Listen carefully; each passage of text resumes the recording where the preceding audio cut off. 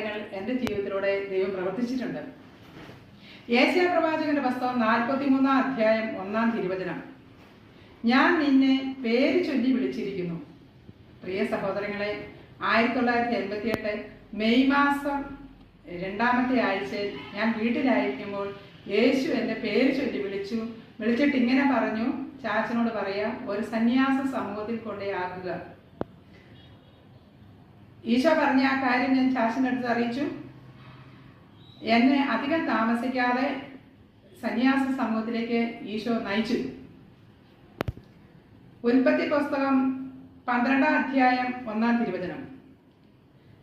കർത്താവ് അബ്രാഹത്തിനോട് അരുളി ചെയ്തു, നിന്റെ ദേശത്തെയും ബന്ധുക്കളെയും പിതൃഭവനത്തെയും വിട്ട് ഞാൻ കാണിച്ചു തരുന്ന നാട്ടിലേക്ക് പോവുക.